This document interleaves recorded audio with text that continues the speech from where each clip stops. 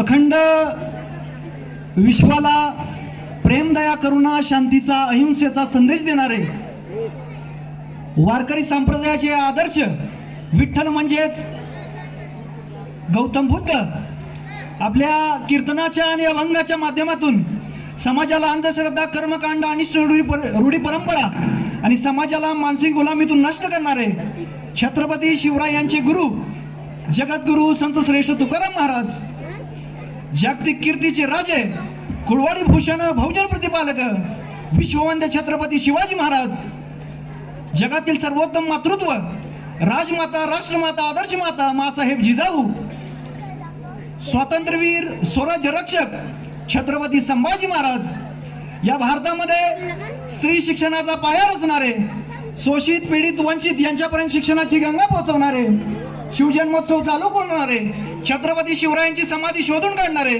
शिक्षण महर्षी, शिक्षण सम्राट, क्रांतीसूर्य महात्मा ज्योतिराव फुले, भारतीय पहिल्या महिला शिक्षिका, विद्येची खरी देवता, स्त्री उद्धारक, स्त्री मुक्तिदात्या, क्रांतीज्योती सावित्रीबाई फुले, आरक्षणाची जनक, लोकराजे राजर्षी शाहू महाराज, ज्यांच्या कार्याला, ज्यांच्या कर्तृत्वाला, ज्यांच्या श्रेष्ठत्वाला आणि ज्यांच्या अस्तित्वाला तोड नाही आणि ज्यांचा जय जयकार मोठ्या आपण उत्साहानं, भक्तिभावानं, आनंदाने करतो, ते जागतिक कीर्तीचे विद्वान, बोधिसत्व, विश्वरत्न, भारतरत्न डॉक्टर बाबासाहेब आंबेडकर, लोकशाहीर, साहित्यरत्न अण्णाभाऊ साठे, अहिल्याबाई होळकर, संत कबीर, संत रोहिदास, राष्ट्रसंत तुकडोजी महाराज, संत गाडगे महाराज, राजे उमाजी नाईक, सम्राट अशोक, या तमाम महापुरुषांना मी या ठिकाणी वंदन करतो, ज्यांनी समाज परिवर्तनाचं, समाज हिताचं, समाज उद्धाराचं कार्य केलं.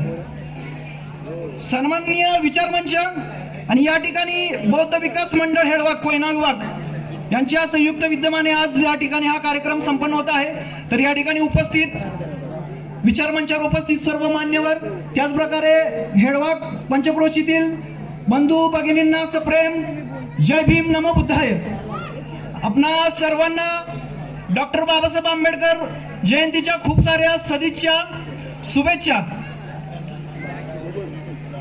खरं बोललं तर बरं वाटत नाही, बरं बोललं तर खरं वाटत नाही, यामुळं माणसं मागणं कुरकुर करण्याची दाट शक्यता असते. त्यामुळे खरा इतिहास जाणून घेणं गरजेचं आहे. संत तुकाराम महाराज नेहमी म्हणतात, सत्य सत्याशी मन केले गवाही, मानिले नाही बहुमता. सत्य सत्याशी मन केले गवाही, मानिले नाही बहुमता. जर तुम्ही सत्य सत्याशी जर पळताणी केली तर सत्य बऱ्याच जणांना पटत नाही, रुचत नाही, पचनी पडत नाही. यासाठी खरं सांगणं गरजेचं आहे, खरं बोलणं गरजेचं आहे, खरं समजून घेणं गरजेचं आहे. संत तुकाराम महाराज पुन्हा म्हणतात, सत्य सांगे लोका जरी लागे कडू, सत्य सांगे लोका जरी लागे कडू, जरी कडू लागलं तरी सत्य सांगितलं पाहिजे, बोललं पाहिजे, लिहिलं गेलं पाहिजे. महात्मा ज्योतिराव फुले म्हणतात, शिक्षा वही है जो सही को सही और गलत को गलत कहने की क्षमता प्रदान करे.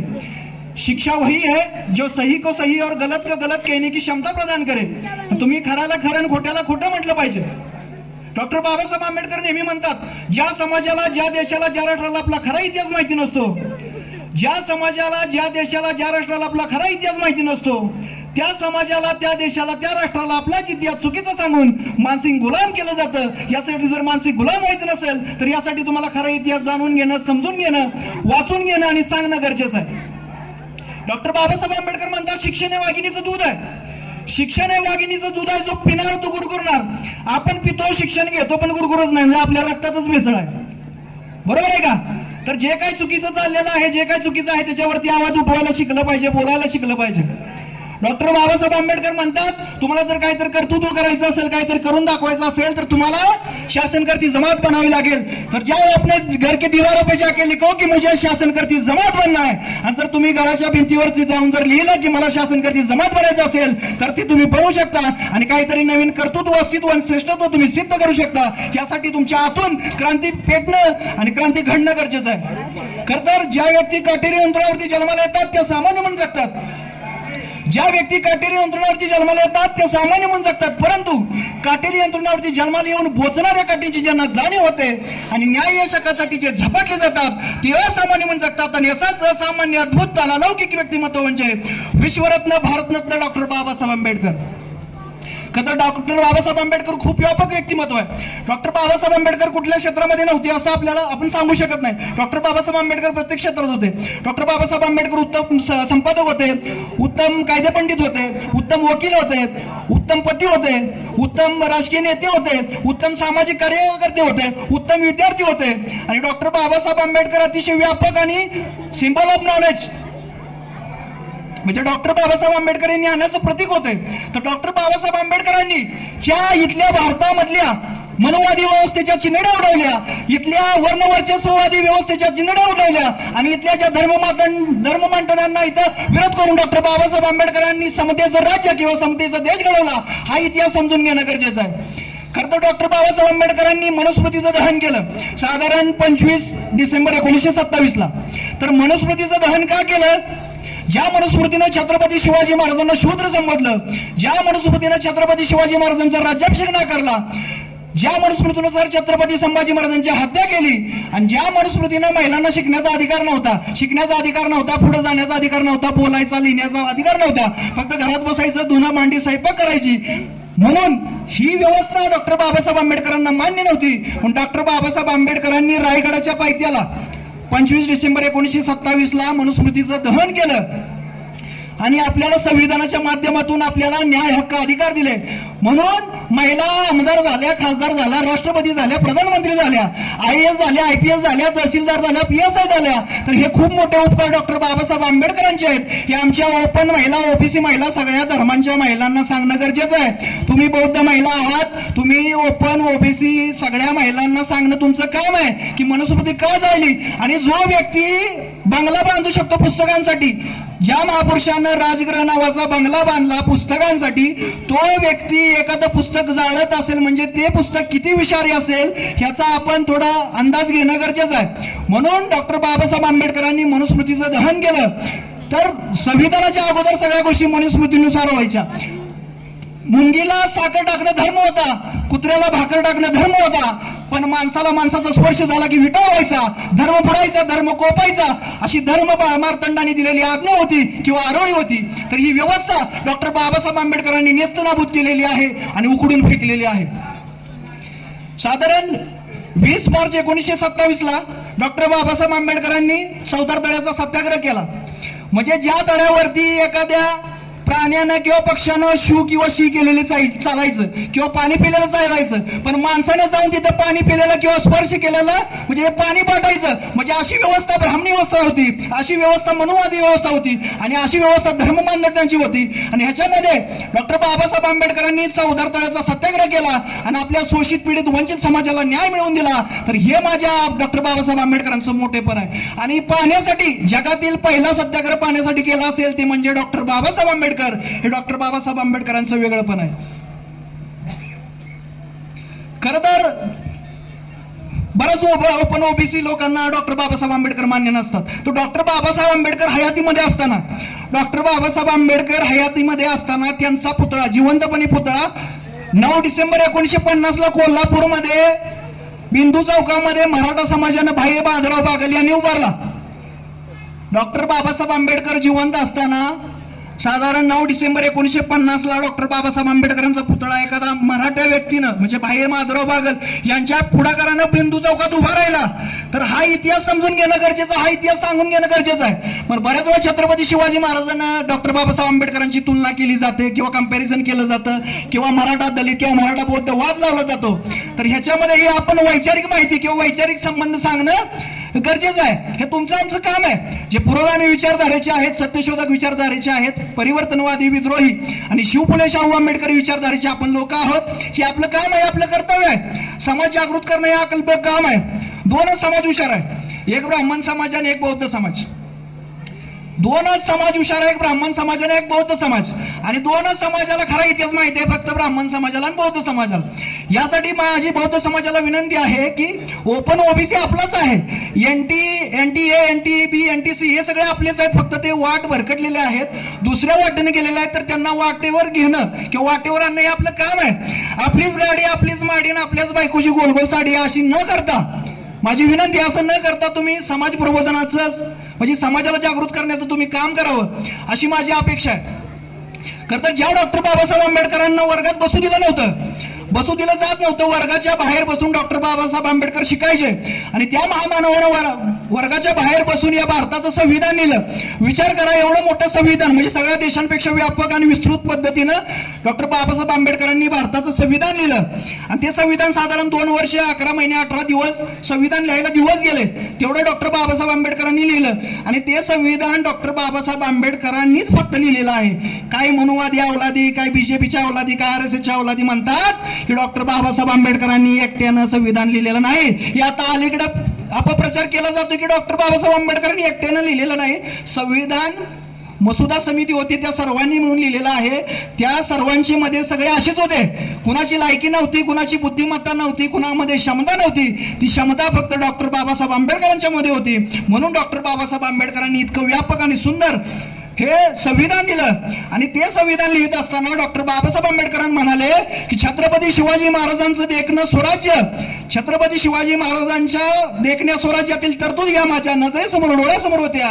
म्हणून संविधान लिहिताना मला जास्त त्रास झाला नाही, कारण छत्रपती शिवरायांचं सुंदर स्वराज्य माझ्या डोळ्यासमोर होतं.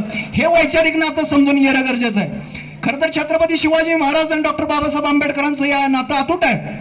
तर हा इतिहास खरं सांगून घेणं, समजून घेणं गरजेचं आहे. डॉक्टर बाबासाहेब आंबेडकरांनी ज्यांनी चरित्र लिहिलं ते चरित्रकार म्हणतात डॉक्टर बाबासाहेब आंबेडकर साधारण 15 ते 18 तास रोज अभ्यास करायचे. विचार करा, रोज 15 ते 18 तास डॉक्टर बाबासाहेब आंबेडकर अभ्यास करायचे आणि त्यावेळी डॉक्टर बाबासाहेब आंबेडकर घडले. ज्यावेळी परदेशात डॉक्टर बाबासाहेब आंबेडकर अभ्यास करत होते तर त्यांचा मित्र म्हणाला, बाबासाहेब तुम्ही दुपारचं जेवत नाही, संध्याकाळी झोपत नाही. तर डॉक्टर बाबासाहेब आंबेडकर म्हणाले, दुपारी मला जेवायला पैसे नाहीत आणि संध्याकाळी झोपायला मला वेळ नाही. तर त्यांचा मित्र म्हणाला, डॉक्टर बाबासाहेब आंबेडकर तुम्ही जर जेवलाच नाही, तुम्ही जर झोपलाच नाही तर तुमच्यामध्ये नवसंजीवनी कशी येईल, तुमच्यामध्ये नवसामर्थ्य कशी येईल, तुमच्यामध्ये क्रांतीची मशाल कशी पेटेल. तेव्हा डॉक्टर बाबासाहेब आंबेडकर म्हणाले, ज्यावेळी मला खचल्यासारखं वाटतं, ज्यावेळी मला डळमळल्यासारखं वाटतं, ज्यावेळी मला संपल्यासारखं वाटतं, त्यावेळी माझ्या डोळ्यासमोर छत्रपती शाहू महाराज येतात. त्यावेळी माझ्या डोळ्यासमोर शोषित समाज येतो, त्यावेळी माझा दलित, शोषित, पीडित, वंचित समाज येतो आणि त्यावेळी मला प्रेरणा भेटते, म्हणून मी काम करू शकतोय. तर ही ताकद डॉक्टर बाबासाहेब आंबेडकरांच्या विचारांमध्ये आणि ही ताकद डॉक्टर बाबासाहेब आंबेडकरांच्या प्रेरणेमध्ये. ज्यावेळी डॉक्टर बाबासाहेब आंबेडकर इंग्लंडला गेले होते तेव्हा माघारी येताना आपण काय घेऊन येतो, नवीन कपडे वगैरे ज्या काही गोष्टी असतात ते घेऊन येतो. पण डॉक्टर बाबासाहेब आंबेडकरांनी साधारण 12 ते 15 पेट्या पुस्तकं घेऊन आले. डॉक्टर बाबासाहेब आंबेडकर इंग्लंडवरून येताना 12 ते 15 पेट्या पुस्तकं घेऊन आले. म्हणजे व्यासंग कसा पाहिजे, तीव्रता कशी पाहिजे, इच्छा कशी पाहिजे, आतून कसं आलं पाहिजे. मग काही केल्यानंतर काहीतरी करावं लागल्याशिवाय आपण घडू शकत नाही. तर ही लक्षात ठेवणं गरजेचं आहे. डॉक्टर बाबासाहेब आंबेडकर अमेरिकेमध्ये कोलंबिया विद्यापीठामध्ये डॉक्टर बाबासाहेब आंबेडकर शिकले आणि तिथं जरी आता तुम्ही गेला तर त्या कोलंबिया विद्यापीठाच्या प्रवेशद्वारावरती लिहिलंय की शतकातील सर्वोत्तम विद्यार्थी म्हणजे डॉक्टर बाबासाहेब आंबेडकर.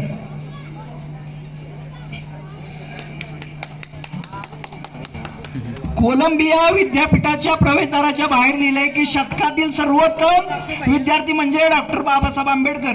मग विचार करा, ज्या भारतामध्ये त्यांना वर्गाच्या बाहेर बसू दिलं जायचं त्या व्यक्तीनं भारताच्या बाहेर अमेरिकेसारख्या बलाढ्य देशामध्ये जाऊन तिथं स्वतःचं अस्तित्व दाखवलं आणि त्यांचं कर्तृत्व सिद्ध झाल्यानंतर त्या कोलंबिया विद्यापीठाच्या बाहेर प्रवेशद्वारावरती डॉक्टर बाबासाहेब आंबेडकरांचं नाव आलं. ह्याला यश म्हणतात किंवा ह्याला तुमच्या कार्याची प्राप्ती म्हटलं जातं. आणि त्याच कोलंबिया विद्यापीठामध्ये त्या अमेरिकेतले बराक ओबामा नावाचे राष्ट्राध्यक्ष होते. त्यांनी डॉक्टर बाबासाहेब आंबेडकरांच्याकडून प्रेरणा घेतली आणि डॉक्टर बाबासाहेब आंबेडकरांच्याकडून प्रेरणा घेतल्यानंतर वेशीच्या बाहेर, कोलंबिया विद्यापीठाच्या बाहेर, वेशीच्या बाहेर तिथं डॉक्टर बाबासाहेब आंबेडकरांचं एक स्मारक उभं करण्यात आलं बराक ओबामांच्या माध्यमातून आणि त्याच्यावरती लिहिण्यात आलं the symbol of knowledge doctor Babasaheb Ambedkar. म्हणजे डॉक्टर बाबासाहेब आंबेडकरांच्याकडून प्रेरणा घेतलेली आहे बराक ओबामा यांनी आणि त्याच्यावरती सिम्बॉल ऑफ नॉलेज. तर हे श्रेष्ठत्व, हे अस्तित्व, हे कर्तृत्व आपल्याला समजून घेणं गरजेचं आहे आणि त्या पद्धतीने आपल्याला कार्य करून घेणं गरजेचं आहे. तर डॉक्टर बाबासाहेब आंबेडकरांचे विचार खूप व्यापक होते, खूप समृद्ध होते. तर यासाठी वाचलं पाहिजे. वाचल्यानं मस्तक सुधारतं, सुधारलेलं मस्तक कधीच कुणापुढे नतमस्तक होत नाही. खरा इतिहास वाचणं गरजेचं आहे. ज्यावेळी आपण काय करतो, फक्त डॉक्टर बाबासाहेब, आता बरेच जण आले जयंती वगैरे झाली, मिरवणूक वगैरे झाली, भरपूर जण काय बिन पेता नाचले, काय पिऊन नाचले, बरोबर. तर डॉक्टर बाबासाहेब आंबेडकरांची जयंती असेल किंवा छत्रपती शिवाजी महाराजांची जयंती असेल, जयंती साजरी करण्याचा तुम्हाला अधिकार केव्हा आहे? ज्यावेळी तुम्ही वर्षभर वाचन करत असाल. ज्यावेळी तुम्ही वर्षभर वाचन करत असाल तर तुम्ही 14 एप्रिलला नाचण्याचा तुम्हाला अधिकार आहे. तुम्ही जर वर्षभर जर वाचनच करत नसाल तर तुम्हाला 14 एप्रिलला नाचण्याचा अधिकार नाहीये. म्हणजे तुम्ही डॉक्टर बाबासाहेब आंबेडकर डोक्यात घेतले पण डोक्यात घेतले नाहीयेत. तर ही आपल्या समाजाची शौकीनता काय? म्हणजे माझा बौद्ध समाज, माझा आंबेडकरी समाज मी पाहतो, पण ज्यावेळेस समाजाचं प्रबोधन करत असताना माझ्या आंबेडकरी समाजाचा, माझा बौद्ध समाजाचा अभ्यास असणं गरजेचं आहे, तर तो पण ओबीसी बाकीच्या समाजांना शहाणं करू शकतो. तर ही गोष्ट लक्षात ठेवणं गरजेचं आहे. तुमची जबाबदारी वाढलेली आहे, समजताय. आणि ज्या डॉक्टर बाबासाहेब आंबेडकरांनी साधारण 1935 ला नाशिकमध्ये, येवल्यामध्ये 1935 ला धर्मांतराची घोषणा केली. ते म्हटले मी हिंदू धर्मामध्ये जरी जन्माला आलो असलो तरी मी हिंदू म्हणून मरणार नाही. तर मी आज या ठिकाणी, मी ओबीसी आहे, माझं नाव रोहित संगपाळ. ओबीसी असताना मला डॉक्टर बाबासाहेब आंबेडकरांवरती बोलताना अतिशय अत्यानंद होतोय. त्या डॉक्टर बाबासाहेब आंबेडकरांनी सांगितलं की हिंदू धर्मामध्ये मी मरणार नाही. हिंदू नावाचा कुठलाही धर्म अस्तित्वात नाही, असं सर्वोच्च न्यायालयाचं स्टेटमेंट आहे. ते खूप जुनं आहे. हिंदू नावाचा कुठला धर्म अस्तित्वात नाहीये. हिंदू ही एक जीवन पद्धती आहे, समजतंय. रामायण हे सुद्धा काल्पनिक आहे, हे पण सर्वोच्च न्यायालयानं सिद्ध केलेलं आहे. तरी आता ब्राह्मणी व्यवस्थेच्या हातात सगळ्या गोष्टी आहेत, सगळं सर्वोच्च न्यायालय, उच्च न्यायालय सगळं म्हणजे मोदी मॅनेज झालेलं आहे. त्याच्यामुळे या गोष्टी होत आहेत. जे राम मंदिर पण उभं राहिलं, राम मंदिरातली जी मूर्ती उभी राहिली ती पण आमच्या गौतम बुद्धांचीच कॉपी आहे. तर हा पण इतिहास समजून घेणं गरजेचं आहे. तर ह्यासाठी आपण जागृत असणं, जागृत राहणं, जागृत करणं गरजेचं आहे. तर हा इतिहास समजून घेणं गरजेचं आहे. तर डॉक्टर बाबासाहेब आंबेडकर काम करत असताना डॉक्टर बाबासाहेब आंबेडकरांना खूप संकट आले, खूप वेदना सहन झाल्या. आणि त्याच वेळी डॉक्टर बाबासाहेब आंबेडकर हे साधारण संत कबीर आणि क्रांतीसूर्य महात्मा ज्योतिराव फुले या दोघांना डॉक्टर बाबासाहेब आंबेडकर आपले आदर्श मानायचे. आणि गौतम बुद्ध ह्या 3 व्यक्तींना डॉक्टर बाबासाहेब आंबेडकर आदर्श मानायचे. आणि आदर्श मानत असताना डॉक्टर बाबासाहेब आंबेडकरांनी खूप उत्तुंग आणि चांगल्या पद्धतीचं असं काम केलं.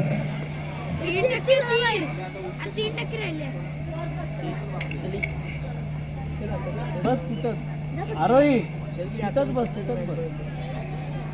कसा गेला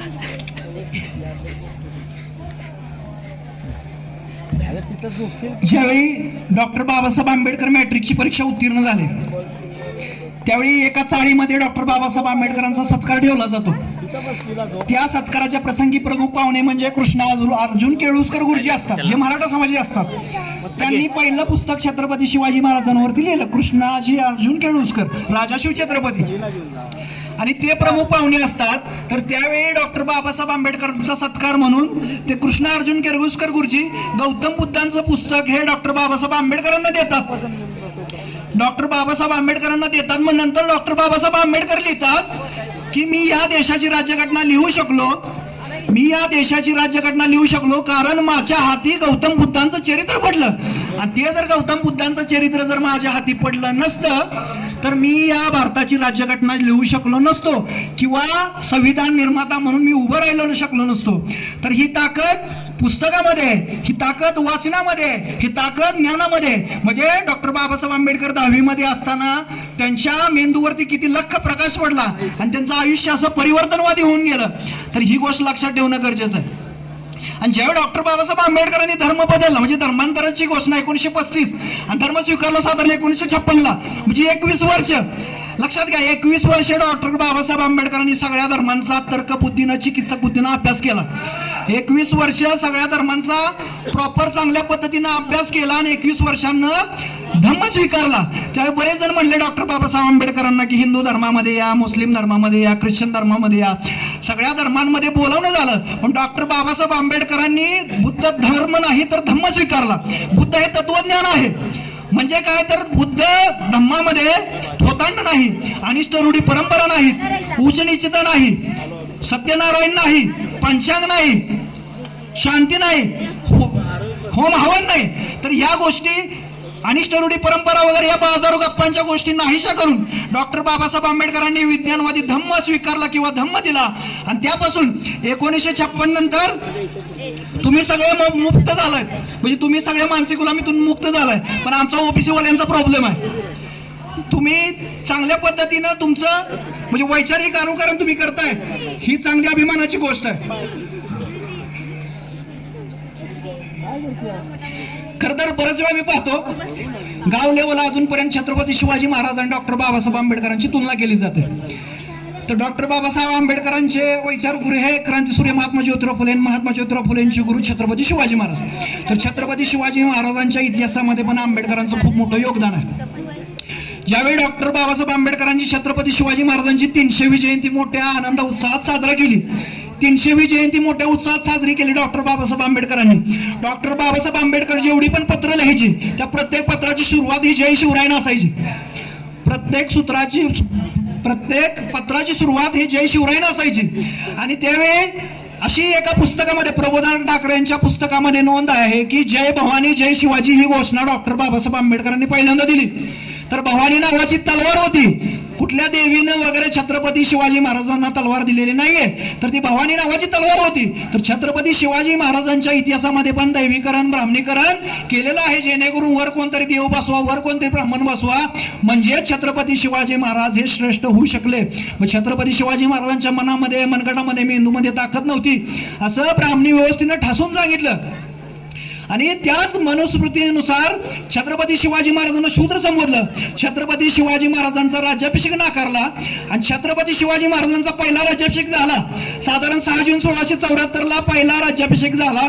त्यावेळी त्या गागा भट्टाने चुकीचा मंत्रोच्चार केला. 2 मंत्रोच्चार होते, एक वेदोक्त आणि एक पुराणोक्त.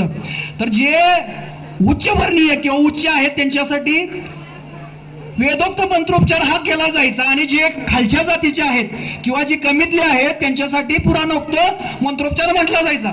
मग त्यावेळी त्या गागा भट्टाने छत्रपती शिवाजी महाराजांसाठी पुराणोक्त म्हणजे चुकीचा मंत्रोपचार म्हटला. ही गोष्ट संस्कृत पंडित छत्रपती संभाजी महाराजांच्या लक्षात आली. संभाजी महाराजांनी सांगितलं की आपला अपमान झालेला आहे, आपला अवमान झालेला आहे, तर हा राज्याभिषेक आपला चुकीचा झालेला आहे. मग याच्यावरती विचार मंथन करून पुन्हा छत्रपती शिवाजी महाराज आणि छत्रपती संभाजी महाराजांनी साधारण 24 सप्टेंबर 1674 म्हणजे 2-2.5 महिन्यानंतर पुन्हा शाक्त पद्धतीनं निश्चलपुरी गोसावी यांच्या मार्फत शाक्त पद्धतीनं पुन्हा दुसरा राज्याभिषेक हा छत्रपती शिवाजी महाराजांनी करून घेतला. आणि आपली इथली जी बीजेपीची व्यवस्था आहे, RSSची व्यवस्था आहे, ब्राह्मणी व्यवस्था आहे, ती 6 जूनचाच उदो करतात नाही का. 6 जूनचाच उदो केला जातो की बाबा अपमान झाला होता. ज्या दिवशी शिवाजी महाराजांचा अपमान झाला होता त्या दिवशी छत्रपती शिवाजी महाराजांचा उदो केला जातो. ही मोठी शोकांतिक आहे. आणि छत्रपती शिवाजी महाराजांची हत्या ही विषबाधेनुसार झालेली आहे. कुठलाही व्यक्ती गुडघ्याच्या त्रासानं मरत नाहीये. आणि ती विषबाधा मी मोठ्या ठाटीठोकपणे, जबाबदारीनं आणि आत्मविश्वासपूर्वकपणे सांगतो की छत्रपती शिवाजी महाराजांना विषबाधा ही ब्राह्मणांनीच केलेली आहे. आणि पुस्तकामध्ये पुरावे आहेत. साधारण प्रति इतिहास आहे, शिव इतिहासाचे सत्यस्वरूप चंद्रशेखर शिकरे जिजाई प्रकाशन आहे पुण्याचं. तर यांचं पुस्तक आहे प्रति इतिहास शिव इतिहासाचे सत्यस्वरूप. परत आनंद घोरपडे यांचं पुस्तक आहे छत्रपती शिवाजी महाराज समज गैरसमज. तर याच्यामधून नव्या इतिहासकार आहेत, जे बहुजन इतिहासकार आहेत, त्यांनी याच्यावरती प्रकाश टाकून खरा इतिहास किंवा खरा मृत्यू छत्रपती शिवाजी महाराजांचा कसा झाला हे याच्यावरती प्रबोधन किंवा ह्याच्यावरती प्रकाश टाकण्याचं काम केलेलं आहे. हा खरा इतिहास समजून घेणं गरजेचं आहे. आता नुकतीच संत तुकाराम महाराज यांची पीच झाली, लक्षात घ्या. श्रोता वर्ग थोडं शांततेचं सहकार्य करायला अशी आशा आहे. सर्वांनी शांततेचं सहकार्य करावं. संत तुकाराम महाराज यांची पीच झाली. आता देहूमध्ये साधारण भंडारा नावाचा डोंगर आहे. त्या भंडारा नावाच्या डोंगराच्या इथं उत्खनन चालवलं आहे आणि त्या उत्खननाच्या इथं बौद्ध लेण्या सापडत आहेत किंवा सापडलेल्या आहेत. तर जी संत तुकाराम महाराजांनी गाथा लिहिली ती बुद्ध विहारामध्ये किंवा बौद्ध लेणीमध्ये जाऊन बसून लिहिलेल्या आहेत. तर हा इतिहास लपवला जातोय. आणि इनडायरेक्टली म्हणजेच काय की संत तुकाराम महाराज हे गौतम बुद्धांना आदर्श मानायचे किंवा संत तुकाराम महाराज हे गौतम बुद्धांचे अनुयायी होते. तर ही गोष्ट लक्षात ठेवणं गरजेचं आहे. खरी गुरु शिष्य परंपरा काय आहे? लोकशाहीर साहित्यरत्न अण्णाभाऊ साठे यांचे गुरु डॉक्टर बाबासाहेब आंबेडकर. डॉक्टर बाबासाहेब आंबेडकरांचे गुरु महात्मा ज्योतिराव फुले, महात्मा ज्योतिराव फुले यांचे गुरु छत्रपती शिवाजी महाराज, छत्रपती शिवाजी महाराज यांचे गुरु संत तुकाराम महाराज, संत तुकाराम महाराज यांचे वैचारिक आदर्श संत नामदेव महाराज, संत नामदेव महाराज यांचे वैचारिक आदर्श संत रोहिदास संत कबीर, आणि संत रोहिदास आणि संत कबीर यांचे वैचारिक आदर्श म्हणजे पंढरपूरचा विठ्ठल, म्हणजेच वारकरी संप्रदायाचे आदर्श, म्हणजेच प्रेमदया करूनचा शांतीचा संदेश देणारे तथागत गौतम बुद्ध. तर हा इतिहास समजून घेणं गरजेचं आहे, हा इतिहास जाणून घेणं गरजेचं आहे. आणि जे पंढरपूरचं मंदिर आहे ते बुद्ध विहार आहे. त्याच्यावरती एक पुस्तक आहे, पंढरपूरचं जे मंदिर आहे ते बुद्ध विहार आहे, त्याच्यावरती पुस्तक आहे. बामसेप म्हणून आहे, मूल निवासी पब्लिकेशन. तर विलास खरात यांचं पुस्तक आहे की पंढरीचा पांडुरंग कोण, हे पुस्तक आहे. आणि त्या जर तुम्ही मंदिरात गेला, मंदिराच्या बाहेर गरुड खांबा आहे, त्या गरुड खांबावरती पाली भाषेतले लेख आहेत. आणि ती पाली भाषा ही गौतम बुद्धांच्या काळातली आहे. म्हणून ब्राह्मणांनी भटुगड्यांनी काय केलं, त्या पाली भाषेवरती पत्र ढोकलाय. म्हणजे मध्यंतरी काय केलं जायचं, तिथं जाऊन तुमचं डोकं घासा, तिथं जाऊन तुमचे पाठ घासा, जेणेकरून ती मुजलं जावं आणि ती कळू नये की तिथं पाली भाषेतलं लेख आहे किंवा गौतम बुद्धांची प्रतिकृती आहे असं सांगितलं जायचं. आणि आता त्याच्यावरती पत्र ढोकलेलं आहे, जेणेकरून कळलं नाही पाहिजे की हे गौतम बुद्धांची लेणी आहे. तर हा इतिहास समजून घेणं गरजेचं आहे. आणि रुक्मिणीचं मंदिर आहे ते नंतर नंतर निर्माण केलेलं आहे. आणि जे गौतम बुद्धाचे साधारण कान होते ते जर कान पाहिले आणि विठ्ठलाचे कान पाहिले तर तुम्हाला ही गोष्ट लक्षात येऊ शकते. आणि जी पालखी जाते, आपल्या आषाढी एकादशीला जी पालखी जाते, सगळे संत जायचे, हे गौतम बुद्धांना भेटायला जायचे, ते विठ्ठलाला म्हणजेच गौतम बुद्धांना भेटायला जायचे. वारकरी संप्रदायामध्ये फक्त विठ्ठलाला स्थान आहे, रामाला नाही, कृष्णाला नाही, हनुमानाला नाही, लक्ष्मणाला नाही, कुणालाच नाही, फक्त विठ्ठलाला स्थान आहे. विठ्ठल म्हणजेच तथागत गौतम बुद्ध आहेत. तर हा इतिहास समजून घेणं गरजेचं आहे, सांगणं गरजेचं आहे. तिरुपती बालाजी हे पण बौद्ध विहार आहे, त्याच्यावरती पण एक पुस्तक आहे, तिरुपती बालाजी एक बुद्ध विहार. एकविरायला लोणावळ्याला गेला, ते पण तिथं गेल्यानंतर ते पण तुम्हाला समजू शकतं की त्याच्यामध्ये डोंगरामध्ये कोरलेला अशोक स्तंभ आहे. ज्या अर्थी अशोक स्तंभ आहे त्या अर्थी ते सम्राट अशोकाचं प्रतीक आहे.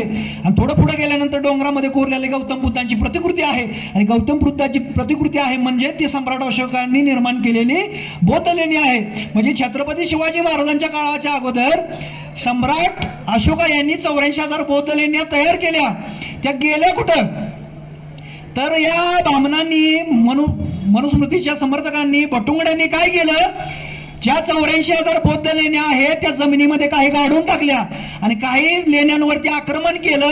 आणि आक्रमण केल्यानंतर त्याची मंदिरं केली आणि मंदिर केल्यानंतर त्याच्या ज्या मूर्तीचं देव आणि देवीमध्ये रूपांतर केलं.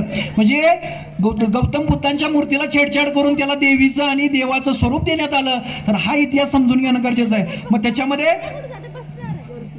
त्याच्यामध्ये तुमचं कोल्हापूरचं ज्योतिबाचं मंदिर असेल, तुमचं अंबाबाईचं मंदिर असेल, तुळजाभवानीचं मंदिर असेल, जेवढी प्राचीन मंदिरं आहेत, जेवढी कोरीव काम कोरलेली प्राचीन मंदिरं आहेत ते गौतम बुद्धांची बुद्ध विहारे आहेत, बुद्ध लेण्या आहेत. त्याच्यामधल्या ज्या मूर्त्या आहेत ते बुद्धांच्या मूर्त्या आहेत. त्याला छेडछाड करून त्याला देव आणि देवी केलेलं आहे. तर सगळ्या संतांनी गौतम बुद्धांना फॉलो केलेलं आहे, लक्षात घ्या. कुठल्या संतांनी म्हणले का लांडी अशीच आहे ती, लांडी तशीच आहे ती, मुसलमान अशीच आहेत, कुठल्या संतांनी विरोध केलेला नाही मुसलमानांचा. छत्रपती शिवाजी महाराज, संभाजी महाराजांनी विरोध केलेला नाहीये. डॉक्टर बाबासाहेब आंबेडकर, गौतम बुद्धांनी विरोध केलेला नाहीये. मग आता ही बीजेपी वाले, RSS वाले बामणं काय सांगणार की मुस्लिम असे तसे. आम्हाला ज्या शिवरायांनी, शंभूराजांनी 18 पगड जाती 12 बलुतेदारांना सोबत काम करून घ्यायला शिकवलं, त्या ब्राह्मणी व्यवस्थेनं आम्हाला शिकवू नये की आम्ही कशी विचारधारा ठेवावी. तर हा इतिहास समजून घेणं गरजेचं आहे. तर जसं संतांनी प्रेम, दया, करुणा, शांती सांगितली, तेच विचार गौतम बुद्धांचे होते की प्रेम, दया, करुणा, शांती. म्हणजे हा इतिहास. आणि संत तुकाराम महाराजांच्या गाथा कोणी बुडवल्या, ब्राह्मणांनी बुडवल्या. म्हणजे ब्राह्मण पण हिंदू आणि संत तुकाराम पण हिंदू. मग एक हिंदू व्यक्ती जर हिंदूच्या गाथा काय बुडवत असेल तर याच्यावरती विचार करणं गरजेचं आहे. कारण त्या गाथेमध्ये लिहिलं होतं की ब्राह्मण किती नालायक आहेत, ब्राह्मण किती मूर्ख आहेत, ब्राह्मणाने किती समाजाला त्रास दिला, ब्राह्मणी खरं अस्तित्व, व्यक्तिमत्व काय आहे. तर हे जर समाजानं वाचलं तर समाज शहाणा होईल आणि शहाणा झाला तर आपलं भांड फुटल आणि आपली व्यवस्था नेस्तनाबूत होईल. म्हणून ब्राह्मणांनी त्या गाथा बुडवल्या आणि त्या बुडवलेल्या गाथा नंतर जगनाने महाराजांच्या माध्यमातून परत लिहून काढल्या. तर हा इतिहास समजून घेणं गरजेचं आहे. आणि तुकाराम पीस म्हणजे साधारण आता तुमची होळी किंवा जी धुलवड झाली त्याच्या दरम्यान तुकाराम महाराजांची हत्या करण्यात आली. लक्षात घ्या, कुठल्या संताला त्याच्या अगोदर पुष्पक विमान न्यायला आलं नव्हतं. बरं, समकालीन छत्रपती शिवाजी महाराज, छत्रपती संभाजी महाराज हे बऱ्यापैकी तुकाराम महाराजांच्या समकालीन होते. मग ते पण चांगलंच काम करत होते स्वराज्याचं. मग त्यांच्या मदतीला पुष्पक विमान कधी का आलं नाही? संत कबीर, संत रोहिदास, संत ज्ञानेश्वर, बाकीचे जे संत होते त्यांच्यासाठी न्यायला कधी पुष्पक विमान का आलं नाही? आणि जे रिअलमध्ये जे विमान आहे त्याचा शोध साधारण 1895 ला लागला. मग हे काल्पनिक पुष्पक विमान आलं कसं? म्हणजेच काय तर संत तुकाराम महाराजांची हत्या या ब्राह्मणी व्यवस्थेने केली. आपण काय म्हणतो, पुष्पविमान आलं भर घेऊन गेलं. म्हणजे ज्या अर्थी आपण असा विचार करतो त्या अर्थी आपला विचार खुंटतो किंवा विचारच बंद करतो किंवा पुष्पक विमान आलं घेऊन गेलं. असं होतं का? जो माणूस सामाजिक कार्यकर्ता आहे, ज्याला समाजाप्रती आपुलकी आहे, समाज उद्धाराचं, समाजवरील परिवर्तनाचा जो असा वारसा चालवतो, तो माणूस असा मधूनच सोडून जात नाही. आणि संत तुकाराम महाराजांच्या हत्येमागं रामदास स्वामीचा हात होता. रामदास स्वामी हा ब्राह्मण होता, संत नव्हता, तो संत होता. तर त्याच्यावरती एक पुस्तक आहे, संत तुकारामांचा खून रामदासी ब्राह्मणांनी केला, एक जिजाऊ प्रकाशनाचं पुस्तक आहे. दुसरं एक बामसेबचं पुस्तक आहे, संत तुकाराम महाराजांचे वैकुंठ गमन की हत्या, ते एक पुस्तक आहे. हे माझ्याकडे एक पुस्तक आहे वरतीचं, बाबा कवडे, संत श्रेष्ठ तुकाराम महाराज वैकुंठ गमन की खून. म्हणजे हे सुद्धा संत तुकाराम महाराजांवरती प्रकाश टाकणारं पुस्तक आहे. तर आपला जर मेंदू जागृत असेल तर विचार करा, 1895 ला पुष्पक विमान, म्हणजे पुष्पक विमान 1600च्या काळात आलं, 1895 ला विमानाचा शोध लागला. तर थोडा मेंदू जागृत ठेवून ही बाबा असं असेल का, तर याच्यावरती विचार मंथन गरजेचं आहे. आणि ज्या तुकाराम महाराजांची हत्या झाली ती तुकाराम बीज आनंदानं साजरी करणं म्हणजे ही मोठी शोकांतिका आहे. यासाठी आमचा मराठा ओबीसी बांधव जागृत होणं गरजेचं आहे. अशा बऱ्याच गोष्टी आपल्या माथी मारल्या जातात. तर हा खरा इतिहास समजून घेणं गरजेचं आहे. आता नुकताच आपला पाडवा झाला, हिंदू नववर्ष, म्हणजे छत्रपती संभाजी महाराजांच्या हत्या आणि पाडव्याचा संबंध आहे का? तर आहेच. तर छत्रपती संभाजी महाराजांच्या हत्या करून ब्राह्मणांनी गुढीपाडवा हा साजरा केला. बरं, गुढीपाडवा हे हिंदूंचं नववर्ष आहे. बरं, हिंदू फक्त काय महाराष्ट्रातच आहेत का? महाराष्ट्राच्या बाहेर पण हिंदू आहेत. महाराष्ट्राच्या बाहेर हिंदू आहेत, मग फक्त गुढीपाडव्याला महाराष्ट्रातच गुढी का उभारली जाते, बाकीच्या राज्यामध्ये गुढी का उभारली जात नाही, हा प्रश्नचिन्ह आहे. आणि जे श्रीराम वनवासातून आल्यानंतर गुढी उभारली गेली होती असं सांगितलं जातं. मग युपी मध्ये किंवा अयोध्येमध्ये गुढी का उभारली जात नाही ह्याच्यावरती विचार करणं गरजेचं आहे. आणि रामायण हे काल्पनिक आहे हे सर्वोच्च न्यायालयाने सिद्ध केलेलं आहे. त्यामुळे या दोन्ही बाजू आपण खोडून टाकू शकतो. दुसरा एक संदर्भ काय दिला जातो की छत्रपती शिवाजी महाराजांच्या काळामध्ये गुढी उभारली जायची. पण छत्रपती शिवाजी महाराज ज्यावेळी गड जिंकायचे त्यावेळी एक पाती भगवा उभारला जायचा आणि त्याला हार घातला जायचा आणि त्यावेळी छत्रपती शिवाजी महाराजांची ती गुढी असायची. आणि संतांच्या काळामध्ये पण गुढीचा उल्लेख असा आहे की एक पाती भगवा म्हणजेच गुढी, समजतंय? तर आता जी गुढीचं जे स्वरूप आहे ते चुकीचं आहे. ज्यावेळी छत्रपती संभाजी महाराजांना अडकवण्यात आलं, रामदास स्वामी हे स्वराज्याचे द्रोही होते, शत्रू होते. ब्राह्मण रामदास स्वामी हे शत्रू होते. त्यांचा जो शिष्य रंगनाथ स्वामी, त्या रंगनाथ स्वामीच्या माध्यमातून संभाजी महाराजांना पकडण्यात आलं. छत्रपती संभाजी महाराज हे औरंगजेबाच्या कैदेत होते. औरंगजेबाच्या कैदेमध्ये असताना छत्रपती संभाजी महाराजांना मनुस्मृतीनुसार त्यांची हत्या करण्यात आली. मनुस्मृती काय सांगते की जो संस्कृत येईल त्याच्या कानात, जो संस्कृत लिहिल त्याचा हात छाटा, जो संस्कृत ऐकल त्याच्या कानात शिसवता, ज्या संस्कृतकडे बघल त्याचा डोळा काढा आणि ज्या संस्कृतच्या संपर्कात राहील त्याच्या अंगाचं तुकडं करा. मग फक्त संस्कृत ही ब्राह्मणांचीच बक्तेदारी आहे, बाकी कोणी संस्कृत लिहू शकत नाही, बोलू शकत नाही, वाचू शकत नाही. म्हणून छत्रपती संभाजी महाराजांची हत्या या ब्राह्मणी व्यवस्थेनुसार झाली. छत्रपती संभाजी महाराजांचं डोळं काढलं, कानामध्ये शिसवतलं आणि डोळे काढून परत हाताचे तुकडे करून, अंगाचे तुकडे करून मुंडकं छाटलं आणि छाटलेलं मुंडकं बाल्याला अडकवलं आणि गावातून धिंड काढली आणि तेच प्रतीक म्हणजे गुढीपाडवा हा साजरा केला. तर बाल्याला जे मुंडकं अडकवलेलं आहे, बाला म्हणजे कळकाचा बांबूचं प्रतीक आहे बाला. आणि हिंदू धर्मामध्ये सरळ चंबू किंवा सव्वाचा चंबू हा शुभ मानला जातो. मग पालता हा शुभ कसा काय सणा दिवशी? तर चंबू पालता म्हणजे संभाजी महाराजांच्या डोक्याचं प्रतीक आहे, समजतंय? तर संभाजी महाराजांचं डोक्याचं प्रतीक म्हणजे पालता चंबू, बाल्याचं प्रतीक म्हणजे कळकाचा बांबू. लिंबाचा पाला हा मेल्यानंतर वापरला जातो. ब्राह्मण लोक म्हणतात लिंबाचा पाला हा आरोग्यवर्धक आहे, आरोग्याचा खूप चांगला असतो. तर असं चुकीचं ब्राह्मणांच्या माध्यमातून सांगितलं जातं. पण लिंबाचा पाला हा मेल्यानंतर वापरला जातो. जर घाटीचं प्रतीक आहे. घाटी म्हणजे ब्राह्मणाने ज्यावेळी छत्रपती संभाजी महाराजांची हत्या केली आणि गोडधोड वाटलं, त्या गोडधोडचं प्रतीक म्हणजे ती घाटी आहे. आणि संभाजी महाराजांना ज्या साखळ दंडामध्ये अडकवण्यात आलं ते साखळ दंड म्हणजेच त्या गाठीचं प्रतीक आहे. तर अशा पद्धतीनं ब्राह्मणांनी छत्रपती संभाजी महाराजांची हत्या करून गुढीपाडवा साजरा करण्यात आला. म्हणून आता महाराष्ट्रामध्ये बऱ्यापैकी परिवर्तन झालेलं आहे. गुढीपाडव्याला एक पाती भगवा उभारला जातो. भगवा हे त्यागाचं आणि धैर्याचं प्रतीक आहे, जेणेकरून छत्रपती संभाजी महाराजांनी धर्मासाठी नाही तर स्वराज्यासाठी बलिदान दिलं, ही लक्षात ठेवणं गरजेचं आहे. स्वराज्यासाठी बलिदान दिलं म्हणून बरेच ओपन ओबीसी काही आमचे कोल्हापूर जिल्ह्यामध्ये बौद्ध बांधव पण आहेत, ते संभाजी महाराजांसाठी निळा ध्वज उभारला जातो आणि संभाजी महाराजांच्या बलिदानाप्रती एक कृतज्ञता व्यक्त केली जाते. तर हा इतिहास समजून घेणं गरजेचं आहे. तर गुढीपाडवा साजरा नाहीच केला पाहिजे. आणि जी भटब्राह्मणी व्यवस्थेची एक तारखेला त्यांच्या बुडाला अक्का लागते, कारण 1 जानेवारी 1818 ब्राह्मणी पेशवाई संपली होती, आपल्या बहुजनांनी संपवली होती. म्हणून त्यावेळी युद्ध झालं होतं 500 बहुजन विरुद्ध 28,000 पेशवे. लक्षात घ्या, महार समाज इज व्हेरी ब्रेव. महार समाज हा खूप पराक्रमी आहे, शौर्यशाली आहे. याची प्रचिती 1 जानेवारी 1818 आली होती. तर त्यावेळी 500 बहुजन मावळ्यांनी, म्हणजे ओपन होते, ओबीसी होते, SC ST होते, मुसलमान होते, सगळे 500 बहुजन मावळे होते. आणि तिकडे 28,000 पेशवे होते, ब्राह्मण होते, मनुवादी व्यवस्थेचे समर्थक होते. तर त्या ठिकाणी 1 जानेवारी 1818 त्या ठिकाणी युद्ध झालं आणि त्या 500 जणांचं नेतृत्व सिद्धनाथ महार, साधारण आमच्या कोरेगाव शेजारी, रहमतपूर कोरेगाव शेजारी शिरमे गाव आहे, ते साधारण शिरमे गावचे सिद्धनाथ महार होते. त्यांनी या युद्धाचं नेतृत्व केलं. त्यावेळी थोडं ब्रिटिशांना सोबत घेऊन आपण 500 बहुजनांनी 28,000 पेशवे मारले, कापले, काही पळून गेले. मग तेव्हापासून मन लागू झाली की तुझ्यासारखी मी 56 बघितले. 28,000 बघितले, जर तुम्ही 500 केलं तर 56 येतं. हे जा, तुझ्यासारखी मी 56 बघितले. म्हणजे तेव्हापासून ही मन रुजू झाली. तर हा इतिहास समजून घेणं गरजेचं आहे. मग हे जी लढाई झाली ह्याच्या मागं मनुवादी व्यवस्था असेल किंवा ब्राह्मणी पेशवाईने खूप अत्याचार माजवला होता, संभाजी महाराजांच्या हत्येचा बदला पण घ्यायचा होता, बऱ्याच गोष्टी होत्या, म्हणून ब्राह्मणी पेशवाई संपवली. आणि म्हणून 1 जानेवारीला ब्राह्मणांना नवीन वर्ष हे मान्य नसतं. हा इतिहास समजून घेणं गरजेचं आहे. आपण बऱ्याच देशामध्ये, बऱ्याच राज्यामध्ये गेलो तर आपण काय म्हणतो, 5 तारखेला गेलो, 10 तारखेला गेलो, ह्या तारखेला गेलो. आपण म्हणतो का पंचवद्य शुक्ल तिथीला वगैरे जातो. ह्या गोष्टी काल्पनिक आहेत. आपण कुठेही गेला, जगामध्ये कुठे गेला तर इंग्लिश कॅलेंडरनुसार सगळ्या गोष्टी चालतात. तर 1 तारीख हेच आपलं नववर्ष आहे. मग ब्राह्मणांनो, छत्रपती संभाजी महाराजांची हत्या करून जर तुमचं नववर्ष असेल तर 1 जानेवारी 1818 मनुवादी व्यवस्थेची तुमची पेशवाई गाडून आमचं हे नववर्ष असेल, ही गोष्ट लक्षात ठेवणं गरजेचं आहे. आणि ब्राह्मणी पेशवाई आपली नव्हतीच. छत्रपती शिवाजी महाराज गेले साधारण 1680 ला.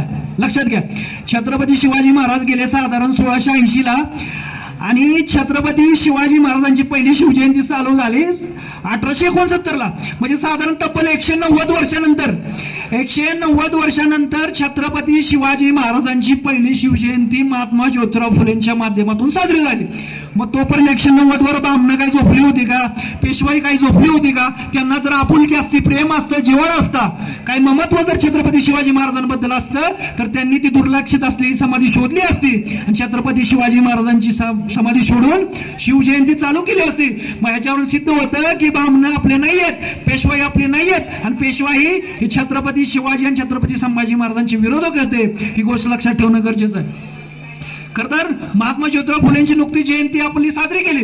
तर महात्मा ज्योतिराव फुलेंनी छत्रपती शिवरायांना कुळवाडी भूषण आणि बहुजन प्रतिपालक, कुळवाडी भूषण म्हणजे शेतकऱ्यांचे राजे आणि बहुजन प्रतिपालक म्हणजे शोषित पीडित वंचितांचे राजे. तर हा इतिहास समजून घेणं गरजेचं आहे. आणि पहिली शिवजयंती महात्मा ज्योतिराव फुले यांनी साजरी केली. पहिला पोवाडा हा महात्मा ज्योतिराव फुलेंनी लिहिला छत्रपती शिवरायांवरती. आणि पहिली 10 दिवसाची शिवजयंती महात्मा ज्योतिराव फुले यांनी चालू केली. भटमान्य लोकमान्य टिळकांचं छत्रपती शिवाजी महाराजांच्या जयंतीमध्ये काही योगदान नाहीये. टिळकांनी गणेशोत्सव चालू केला. त्याचा पण इतिहास काय की छत्रपती शिवाजी महाराजांची 10 दिवसाची जयंती मोठ्या थाटामाटात साजरी होत होती आणि महात्मा ज्योतिराव फुले 10 दिवस मोठ्या आनंदाने उत्साहाने छत्रपती शिवाजी महाराजांची जयंती साजरी करत होते. आणि भटमान्य टिळकानं हे बघवलं नाही की छत्रपती शिवाजी महाराजांचा गाजावाजा इतका चांगल्या पद्धतीने होतोय, चांगल्या पद्धतीने प्रबोधन होत आहे.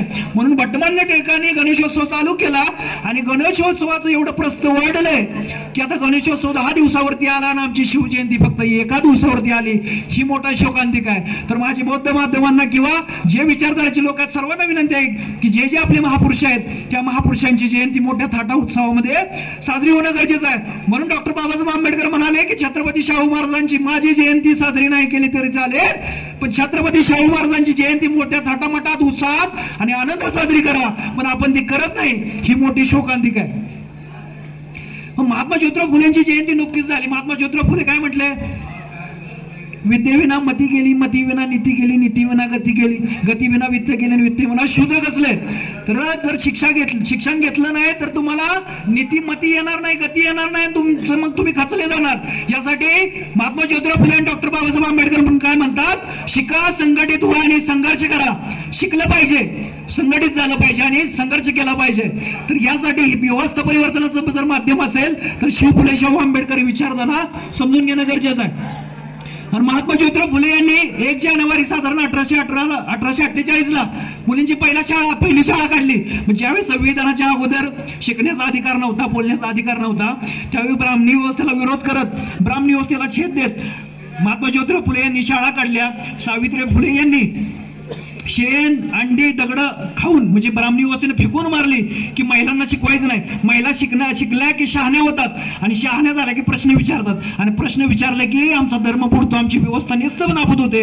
म्हणून या महात्मा ज्योतिराव फुले आणि सावित्रीबाई फुलेंना त्रास देण्याचं काम हे ब्राह्मणी व्यवस्थेनं केलं. तर हा इतिहास समजून घेणं गरजेचं आहे. समजतंय? तर ही जी पुरोगामी विचारधारा आहे, सत्यशोधक विचारधारा आहे, परिवर्तनवादी विचारधारा आहे, ही रुजवून घेणं, समाविष्ट करून घेणं, मनामध्ये बिंबवणं गरजेचं आहे. आणि ज्या डॉक्टर बाबासाहेब आंबेडकरांनी पवित्र धम्म दिला, लक्षात घ्या 22 प्रतिज्ञा आहेत. 22 डॉक्टर बाबासाहेब आंबेडकरांनी 22 प्रतिज्ञा दिलेल्या आहेत. त्यातल्या पहिल्या 5 प्रतिज्ञा मी महत्वाच्या मानतो. 22 प्रतिज्ञा महत्वाच्या आहेतच, पण पहिल्या 5 प्रतिज्ञा 4-5 प्रतिज्ञा खूप महत्वाच्या आहेत. तर त्याच्यामध्ये आहे की मी ब्रह्मा विष्णू महेशला भी देव मानणार नाहीये. आपल्या बऱ्याच जणांच्या रक्तात भेसळ आहे बरं का. बऱ्याच जणांच्या घरात देवारा असतो, बरेच जण नाही मग गणपती बसवणार नाही, मग घरात आवडतं नाही आवडतं, मग पोरांना लागतं, ह्यांना लागतं, त्यांना लागतं, मग गणपती पण बसवायचा नाही का. मग डॉक्टर बाबासाहेब आंबेडकरांचा फोटो पण बसवायचा, बुद्धांचा फोटो पण बसवायचा, मग गट पण बसवायचे. तर हे जे आहे ना, हे तुमच्या रक्तामध्ये भेसळ आहे. मग तुम्ही ही विचारांची गद्दारी करता डॉक्टर बाबासाहेब आंबेडकरांच्या आणि बुद्धांच्या. तर जे डॉक्टर बाबासाहेब आंबेडकरांनी 22 प्रतिज्ञा दिल्या त्यातल्या पहिल्या 5 आहेत की मी ब्रह्मा विष्णू महेश, हिंदू धर्माचे जे ब्रह्मा विष्णू महेश आहेत त्यांना मी देव मानणार नाही. मी कुठलाही पूजाविधी ब्राह्मणाकडून करून घेणार नाही. गौतम बुद्ध हे विष्णूचे अवतार आहेत हा मी खोळसाळपणा मानतो, हे चुकीचं आहे. आणि गौतम बुद्ध हे कुठल्या विष्णूचे वगैरे अवतार नाहीयेत. तर ह्या ज्या 4-5 22 प्रतिज्ञा पाठच पाहिजेत, पण पहिल्या 4-5 महत्वाच्या आहेत. तर आपल्यात बरेच जण आपल्यात पण बटाळलेले आहेत. म्हणजे काय आपले महार बांधव असतील, बौद्ध बांधव आहेत, आपल्यामध्ये पण बटाळलेले आहेत. तुमच्या रक्तामध्ये प्रदूषित कुणी केलंय, रक्त प्रदूषित कुणी केलंय हे समजून घेणं गरजेचं आहे. तर ह्यासाठी खरा इतिहास समजून घेणं गरजेचं आहे. आणि डॉक्टर बाबासाहेब आंबेडकरांनी भली मोठी ग्रंथ संपदा निर्माण केली, तर ती पुस्तकं वाचणं गरजेचं आहे. महात्मा ज्योतिराव फुलेंनी गुलामगिरी हे पुस्तक लिहिलं. म्हणजे गुलामगिरी म्हणजे ब्राह्मणांनी जात धर्म देवामध्ये कसं गुलाम केलंय, तर त्यासाठी ते गुलामगिरी पुस्तक वाचणं गरजेचं आहे. गुलाम होतो आणि अजून जर परत त्याच जर गुलामीकडे जर आपण जात असू तर हा इतिहास समजून घेणं गरजेचं आहे. ज्यावेळी डॉक्टर बाबासाहेब आंबेडकर साधारण महापरिनिर्वाण झालं, साधारण 6 डिसेंबर 1956ला, त्याच्यानंतर 2 आठवड्यानंतर संत गाडगे महाराज गेले. बरोबर आहे का? 2 आठवड्यानंतर संत गाडगे महाराज गेले. मग कुठलाच कीर्तनकार गाडगे महाराज आणि राष्ट्रसंत तुकडोजी महाराजांचे काहीच दाखले किंवा काहीच अभंग किंवा काहीच विचार मांडले जात नाही. ही मोठी शोकांतिका. तर गाडगे बाबा हे आणि डॉक्टर बाबासाहेब आंबेडकर हे समविचारी होते, हे बऱ्याच जणांना सांगितलं जात नाही. कुठला कीर्तनकार पण सांगितलं जात नाही आणि प्रबोधनाच्या माध्यमातून पण कमी सांगितलं जातं. मग ज्यावेळी डॉक्टर बाबासाहेब आंबेडकर गेले आणि 2 आठवड्यांनी गाडगे महाराज गेले, कारण आंबेडकर गेले, माझा एक सच्चा स्नेही, सच्चा साथी, वैचारिक क्रांतिकारी महापुरुष गेला म्हणून त्या दुःखानं गाडगे महाराज गेले. समजते? तर गाडगे महाराज काय म्हणतात? दगड तोडण्याची पूजा करू नका, दगड तोडण्याची पूजा करू नका. देवळात देव नसतो तर दगड असतो आणि देवळात ही पुजाऱ्याचं पोट असतं. देवळात देव नसतो, देवळात पुजाऱ्याचं फोट असतं. तर हा इतिहास समजून घेणं गरजेचं आहे. सत्यनारायण घालू नका. सत्यनारायण ही भटांची रोजगार हमी योजना, हा चुत्याचा बाजार आहे. हे रेकॉर्डेड लाईव्ह कीर्तन आहे. दादर मध्ये गाडगे महाराजांचं रेकॉर्डेड लाईव्ह कीर्तन आहे की सत्यनारायणाची पूजा घालू नका. सत्यनारायण ही रोजगार भटांची हमी योजना आहे, हा चुत्याचा बाजार आहे. गाडगे महाराज काय म्हणायचे की जो देव तुमच्या मंदिरातली पंथी लावू शकत नाही, ज्योती लावू शकत नाही, तो तुमच्या आयुष्यामध्ये काय प्रकाश पाडणार. ज्या देवापुढे जर तुम्ही नैवेद्य ठेवला, अन्न ठेवलं, तो जर तुमचा देव जर नैवेद्य खात नसेल तर तो देव तुम्हाला आयुष्याची भाकरी काय देणार. समजतंय. आणि देव जर दगडाच बने, आता विचार करा, एखादं जर मंदिर तुम्ही बांधता आणि त्या मंदिर बांधल्यानंतर प्राण प्रतिष्ठापना केली जाते. लक्षात घ्या, प्राण प्रतिष्ठापना केली जाते. प्राण प्रतिष्ठापना करत असताना ब्राह्मण एका पाटावर बसतो, पुढच्या पाटावरती ती मूर्ती ठेवली जाते. मूर्ती आपल्या बहुजन कोणाकडून तरी घडवली जाते. मूर्ती समोर ठेवली जाते. मूर्ती समोर ठेवल्यानंतर त्याच्यावरती 4 थेंब पाण्याचे टाकले जातात, 4 फुलं वाहिली जातात. ओम आमयामी सापयामी पूजयामी ओम यज्ञेन यज्ञमयंतु, म्हणजे अशा काही 4 गोष्टी बोलल्या जातात. म्हणजे ब्राह्मण किती श्रेष्ठ झाला बघा. ब्राह्मण काय बोलल्यानंतर त्या दगडामध्ये प्राण निर्माण होतो आणि देव निर्माण होतो आणि त्या मूर्तीमध्ये प्राण प्रतिष्ठापना होते. तर हे आपल्या बुद्धीला, चिकित्सक बुद्धीला, तर्क बुद्धीला पटणार आहे का, याच्यावरती विचार करणं गरजेचं आहे. तर प्राण प्रतिष्ठापना होते किंवा त्या मूर्तीमध्ये प्राण निर्माण होतो, हे तोतंड आहे. मग मेलेल्या माणसाच्या शरीरामध्ये ब्राह्मणी व्यवस्था प्राण निर्माण का करू शकत नाही किंवा जीव निर्माण का करू शकत नाही, ह्याच्यावरती विचार मंथन किंवा संशोधन होणं गरजेचं आहे. ह्याच्यावरती बोलणं गरजेचं आहे. आता आमच्या हिंदू धर्मामध्ये ब्राह्मणांच्याकडून, म्हणजे आता मी ओबीसी आहे, आमच्यामध्ये तर लग्न ब्राह्मणांच्याकडून लावलं जातं. मी लावणार नाही, तो बाब आहे, मी सत्यशोधक पद्धतीने करणार आहे. तर त्याच्यामध्ये मम भार्या समरभयामी, हा मम भार्या समरभयामी असं म्हटलं जातं. मम भार्या म्हणजे बायको, म्हणजे तू तुझी बायको मला समर्पित कर. ब्राह्मण काय म्हणतो, मम भार्या समर्पयामी, म्हणजे तू तुझी बायको मला समर्पित कर, म्हणजे त्या बायकोचा मी उपभोग घेऊ शकतो, त्या बायकोला मी भोगू शकतो, तुझ्या त्या बायकोसोबत मी काही करू शकतो, असं त्या मम भार्या समर्पयामीचा अर्थ आहे. तर इस्लामपूरच्या एक प्रकाशन आहे, तिथे एक पुस्तक आहे की बडजीच वधूचा नवरा अथवा पुरोहितांची पापे. बडजीच वधूचा नवरा अथवा पुरोहितांची पापे. तर यासाठी लग्न लावायचं असेल तर आपण तुमच्या सगळ्यांचं अभिनंदन. आपण बौद्ध पद्धतीनं, चांगल्या पद्धतीनं लग्न लावतो. जे कोण ओपन ओबीसी असतील त्यांनाही सांगा की बाबा होता येईल एवढं सत्यशोधक पद्धतीने लग्न लावलं पाहिजे. अलीकडच्या काळामध्ये संभाजी ब्रिगेड आणि मराठा सेवा संघ यांच्या माध्यमातून शिवधर्मपीठाची स्थापना झाली. शिवधर्मपीठ साधारण 2007 ला छत्रपती शिवाजी महाराजांच्या नावानं चालू झालंय. म्हणजे ब्राह्मणी व्यवस्थेला नाकारून, जे हिंदू धर्मामध्ये जी ब्राह्मणी बेसळ झालेली आहे त्याला नाकारून छत्रपती शिवाजी महाराजांनी, सगळे महापुरुष शिव फुले, शाहू आंबेडकर, गौतम बुद्ध ह्या महापुरुषांना धरून शिवधर्मपीठाची स्थापना झाली आणि त्याच्यानुसार सगळी लग्न वगैरे लावली जातात. तर यासाठी खरा इतिहास समजून घेणं गरजेचं आहे. माझी एक बौद्ध समाजाला विनंती आहे की तुम्ही अभ्यास करणं गरजेचं आहे. तुम्ही जागरूक राहणं गरजेचं आहे. तुम्ही अपडेट राहणं गरजेचं आहे. तुम्ही समाजाला जागृत केलं पाहिजे. मराठा ओबीसी झोपलेला आहे, तुमचे बांधवच आहेत. आणि जे डॉक्टर बाबासाहेब आंबेडकरांचं स्वप्न होतं की मला हा भारत बौद्धमय करायचा आहे, आणि जर बौद्धमय करायचं असेल तर तुम्ही कार्य केलं पाहिजे, तुम्ही तुमचा वेळ दिला पाहिजे, तुम्ही प्रयत्नशील राहिलं पाहिजे. आपलीच गाडी, आपलीच माडी आणि आपल्याच बायकोची गोलगल साडी असं म्हटलं नंतर काहीच होणार नाहीये. म्हणजे आपण जर पाहिलं, ही गोष्ट मी बोलली नाही पाहिजे, पण असं चाललंय की आता बौद्ध धर्माचा थोडा बौद्ध धर्माचा ऱ्हास होत चाललेला आहे. म्हणजे ब्राह्मणी व्यवस्था, मनुवादी व्यवस्था, हिंदूची जी पकड आहे ती खूप मजबूत होत चाललेला आहे. तर यासाठी पुरोगामी, सत्यशोधक, परिवर्तनवादी, विद्रोही विचारधारांच्या व्यक्तींनी काम घेणं गरजेचं आहे. सक्रिय राहणं गरजेचं आहे. आवाज उठवणं गरजेचं आहे. आणि आता संविधान रक्षणाची गरज आहे.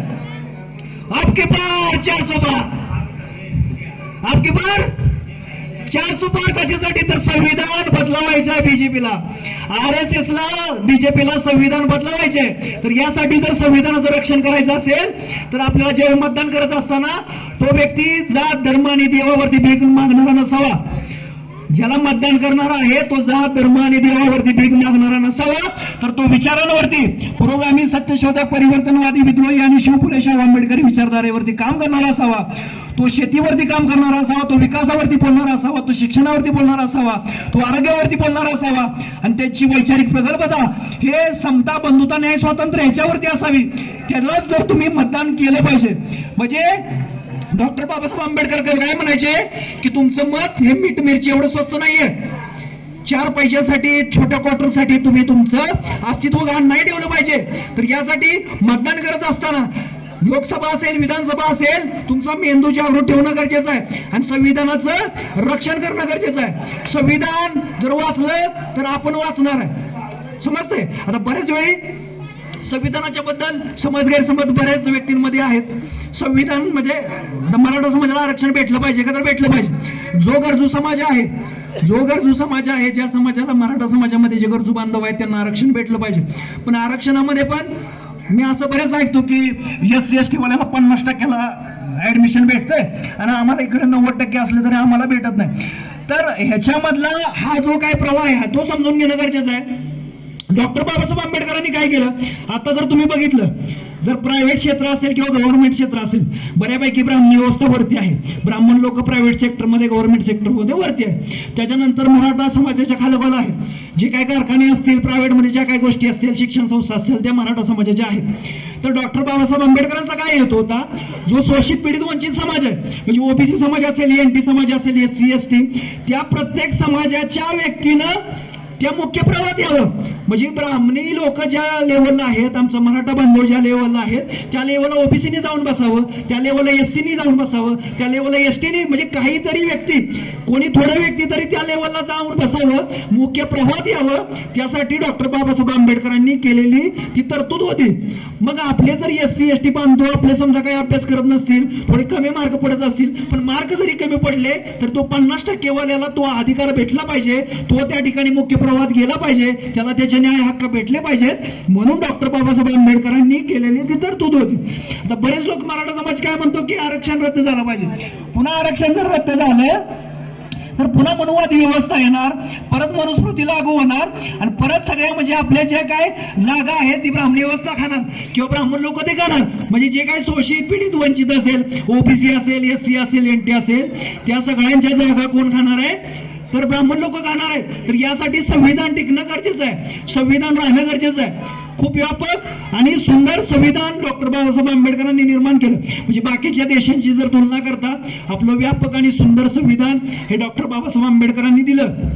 तर त्याच्यामध्ये समता बंधुता न्याय स्वातंत्र्य आणि धर्मनिरपेक्ष म्हणजे संविधानामध्ये धर्मनिरपेक्ष हा विचार किंवा हा शब्द खूप महत्वाचा आहे. म्हणजे धर्मनिरपेक्षतेची किती पायमल्ली केली जाते हे आपण पाहतोय. लक्षात येते का. आता प्रत्येक शाळेमध्ये ज्या ज्या शासकीय अनुदानित शाळा आहेत त्या ठिकाणी संविधान म्हणजे संविधानानुसार काम चालू राहणं गरजेचं असतं. पण आता बऱ्याच शाळेमध्ये एकाच धर्माचं नाही का श्लोक वगैरे गाणे म्हटलं जातं, तर हे चुकीचं आहे, संविधानाला मान्य नाहीये. संविधान काय म्हणतं, धर्मनिरपेक्षता. म्हणजे तुम्ही एकाच धर्माचं तुम्ही श्लोक गाणे घेऊ शकत नाही. तुम्ही दहीहंडी साजरे करताय, तुम्ही रामनवमी साजरी करताय, तर तुम्ही एका धर्माचं करू शकत नाही. मग आमचे परत बौद्ध बांधव म्हणतील आमचा पण कार्यक्रम घ्या, मुस्लिम बांधव म्हणतील आमचाही कार्यक्रम घ्या, ख्रिश्चन बांधव म्हणतील आमचाही कार्यक्रम घ्या. तर ही व्यवस्था ही चुकीची आहे. तर ज्या ज्या शाळा शासकीय अनुदानित ज्या शाळा आहेत तिथं आपण भारतीय संविधानानुसार आपण रितसर कारवाई करू शकतो, त्यांना लेटर देऊ शकतो, बाबा असं असं तुमचं चाललेलं आहे, हे भारतीय संविधानानुसार चुकीचं आहे आणि तुम्ही एका धर्माची गाणे एका धर्माचे श्लोक म्हणजे फक्त गणपतीचा श्लोक, सरस्वतीचा जोग, हनुमानाचा श्लोक हे चुकीचं आहे. तर याच्यावरती आवाज उठवणं गरजेचं आहे. मग ही लोकशाहीची किंवा धर्मनिरपेक्षता म्हणजे संविधानाची किती पायमल्ली होते ही आपण लक्षात ठेवणं गरजेचं आहे. यासाठी जागृत राहणं, जागृत करणं गरजेचं आहे. आणि डॉक्टर बाबासाहेब आंबेडकर एवढे महान झाले, लक्षात घ्या. ज्यावेळी डॉक्टर बाबासाहेब आंबेडकर आणि त्यांचे वडील रोज म्हणायचे की तुम्ही जेवून घ्या, तुम्हाला अभ्यास असतो, माझ्या मी पद्धतीने काम करत राहीन, तुम्ही जेवून घ्या. डॉक्टर बाबासाहेब आंबेडकर यायचे, रोज जेवायचे, जेवल्यानंतर पप्पांना म्हणायचे तुम्ही जेवला का? हा ठीक आहे जेवतो, तुम्ही झोपून जा. परत दुसऱ्या दिवशी तसंच व्हायचं. डॉक्टर बाबासाहेब आंबेडकरांना म्हणायचे पप्पा तुम्ही जेवा, नाही ते म्हणायचे तुम्ही जेवा मी नंतर जेवतो. असं 2-4 दिवस झाल्यानंतर परत डॉक्टर बाबासाहेब आंबेडकर म्हणतात जेवण करून घ्या ना, नाही तुम्ही जेवा आम्ही नंतर जेवतो. त्यावेळी ही गोष्ट लक्षात येते डॉक्टर बाबासाहेब आंबेडकरांना की मी जेवल्यानंतर पुट्टीमध्ये भाकर शिल्लक राहत नाही किंवा कुठलं अन्नही शिल्लक राहत नाही, तरी माझे वडील काय खात असतील. तर त्यावेळी डॉक्टर बाबासाहेब आंबेडकर म्हणतात मला जेवल्यानंतर तुम्हाला भूक लागत नाही का? रोज तुम्ही उपाशी राहताय तर तुम्ही जगणार कसं, राहणार कसं, तुमचं अस्तित्व अबाधित राहणार कसं? त्यावेळी डॉक्टर बाबासाहेब आंबेडकर हे म्हणतात की मला पोटाची भूक नाहीये, मला तुमच्या क्रांतीची भूक आहे. तुम्ही एवढे मोठे व्हा, एवढे मोठे व्हा, एवढे मोठे व्हा की तुमची तुमचं जे कार्य कर्तृत्व झाल्यानंतर माझ्या अभिमानाची मान फुलली असेल, गर्वाने जी छाती फुलली असेल, त्यावेळेस ती माझ्यासाठी मोठी भूक असेल आणि त्यावेळी ती भूक भागली असेल. हे विचारांचं नातं आहे, लक्षात घ्या. म्हणजे डॉक्टर बाबासाहेब आंबेडकरांचे वडील किती वैचारिक होते, म्हणजे अशी तीव्रता आली पाहिजे की ज्यावेळी डॉक्टर बाबासाहेब आंबेडकरांच्या वडिलांच्याकडे पैसे नसायचे. लक्षात घ्या, ज्यावेळी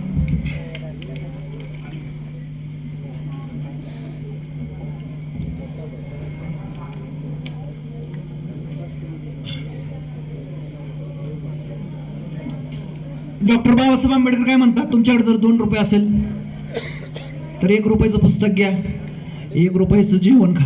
म्हणजे भाकरी तुम्हाला जगवेल आणि पुस्तक हे तुम्हाला जगायला शिकवेल. बरोबर आहे का? तर डॉक्टर बाबासाहेब आंबेडकर एवढे हुशार होते. हे जे विद्यार्थी वर्ग लक्ष नाही, जेवढे इथं विद्यार्थी असतील, विद्यार्थिनी असतील, डॉक्टर बाबासाहेब आंबेडकरांच्याकडे पुस्तक नसायची किंवा पैसे नसायचे पुस्तकासाठी, त्यांच्या वडिलांच्याकडे सुद्धा पैसे नसायचे. मग त्यावेळी डॉक्टर बाबासाहेब आंबेडकर काय करायचे, त्यांच्याकडे एखादं जर पुस्तक आलं असेल तर ते पुस्तक असे वाचायचे की त्या पुस्तकातलं परत 5 किंवा 10 वर्षांना जरी विचारलं तर ते डॉक्टर बाबासाहेब आंबेडकर सांगायचे. मग त्यांना जर विचारलं की 200 नंबरच्या पानावरती दुसऱ्या पॅरेग्राफमध्ये दुसऱ्या नंबरच्या लाईनमध्ये काय आहे, त्यावेळी ते आहे असं डॉक्टर बाबासाहेब आंबेडकरांनी हे सांगायचे की या पुस्तकामध्ये या पेजवरती या पॅरेग्राफमध्ये या लाईनवरती असं लिहिलेलं आहे. तर एवढी चाणाक्ष किंवा तल्लख बुद्धी डॉक्टर बाबासाहेब आंबेडकरांची होती आणि ती बनवली होती. लक्षात घ्या, ती डॉक्टर बाबासाहेब आंबेडकरांनी बनवली होती. तर तुम्हाला ती बनवावं लागेल, झिजावं लागेल, झगडावं लागेल, झुंजावं लागेल, संकटांना पार करावं लागेल, दुःख सहन करावं लागेल. त्यानंतरच आयुष्याचा काय पलट शक्य होतो. ज्या डायरेक्ट असं कोणी काही असं अलौकिक बनत नाही, त्यासाठी स्वतःला झिजून घ्यावं लागतं, झगडून घ्यावं लागतं. डॉक्टर बाबासाहेब आंबेडकर बुद्ध आणि हिज धम्म हे पुस्तक लिहित असतात. बुद्ध आणि हिज धम्म हे पुस्तक लिहित असताना ते लायब्ररीमध्ये बसतात आणि त्यांचा मित्र हा घरी जात असतो. ते डॉक्टर बाबासाहेब आंबेडकर म्हणाले ठीक आहे तुम्ही जाऊ शकता. मग त्यावेळी डॉक्टर बाबासाहेब आंबेडकर पुन्हा मग्न होतात लिहिण्यासाठी आणि लिहिण्यात मग्न होत असताना तो मित्र जातो आणि पुन्हा सकाळी येतो. सकाळी आल्यानंतर तो मित्र डॉक्टर बाबासाहेब आंबेडकरांच्या शेजारी येऊन उभं राहतो आणि डॉक्टर बाबासाहेब आंबेडकर मग्न असतात आणि त्यांचं लिखाण चालू असतं. आणि तेवढं डॉक्टर बाबासाहेब आंबेडकरांना समजतं की आपला मित्र येऊन उभा राहिलाय. तर डॉक्टर बाबासाहेब आंबेडकर म्हणतात अरे तो अजून इथंच आहे का, तो अजून गेला नाही का? तर एवढी तल्लीनता किंवा एवढी एकाग्रता किंवा एवढं कॉन्सन्ट्रेशन डॉक्टर बाबासाहेब आंबेडकरांचं होतं की तो व्यक्ती रात्री जाऊन पुन्हा सकाळी आल्यानंतरही डॉक्टर बाबासाहेब आंबेडकरांना समजलं नाही का हा व्यक्ती जाऊन आलेला आहे. म्हणजे किती एकाग्रता. जर तुम्हाला जर एखादी गोष्ट मिळवायची असेल, करून दाखवायची असेल, बनायची असेल तर त्यासाठी तुम्हाला झोकून द्यावं लागेल, तुम्हाला पूर्ण त्यातनं एकरूप व्हावं लागेल. तरच कुठली गोष्ट शक्य आहे. लक्षात येतंय का? ही गोष्ट लक्षात येणं गरजेचं आहे. दिनकरराव जवळकरांचं एक पुस्तक आहे, दिनकरराव जवळकरांचं एक पुस्तक आहे देशाचे दुश्मन. बऱ्याच वेळा ब्राह्मणी व्यवस्था, बीजेपी, RSS, मनुवादी व्यवस्था सांगितलं जातं की हमारा दुश्मन मुसलमान है, हमारा दुश्मन बौद्ध है, हमारा दुश्मन कोई और है. तर दिनकरराव जवळकरांनी पुस्तक लिहिलेलं आहे देशाचे दुश्मन. तर ते देशाचे दुश्मन म्हणजे कुलंतर ब्राह्मण. त्या पुस्तकावरती बंदी आली साधारण 1925 ते 1926 लिहिलेलं ते पुस्तक होतं. त्या पुस्तकावरती बंदी आली आणि त्या पुस्तकावरती बंदी आल्यानंतर त्या पुस्तकाच्या बाजूने डॉक्टर बाबासाहेब आंबेडकरांनी केस लढवली आणि केस लढवल्यानंतर ती केस डॉक्टर बाबासाहेब आंबेडकरांच्या बाजूने लागली किंवा त्या पुस्तकाच्या बाजूने लागली. तर ते पुस्तक खूप महत्वाचं आहे. तर आपला दुश्मन हा मुसलमान नाहीये. या भारताचा, या संविधानाचा आणि या बहुजन मूलनिवासींचा दुश्मन कोण आहे तर ब्राह्मण आहे. तर त्यासाठी तुम्ही हे पुस्तक वाचणं गरजेचं आहे की देशाचे दुश्मन कोण.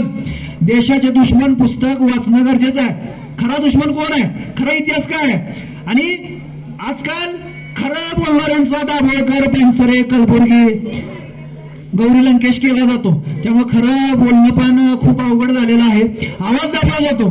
तर नुकतीच आपण जर बघितलं निखिल वागळे आणि आसिम सरोद यांच्यावरती मध्यंतरी हल्ला झाला. तर खरं बोलायचं पण राहिलं नाही. पण तरी वो क्या उठाएंगे तलवार जिनके बाजुओं में जोर नहीं, वो क्या चलाएंगे गोली जिनके सीने में दम नहीं, यूं तो लड़ते हो बेजुबानों से एक बार मर्दों से लड़कर देखो, खंजीर भी तेरे और टुकड़े भी तेरे. ये इतिहास है अपना और ये इतिहास आहे हमारे महापुरुषों का.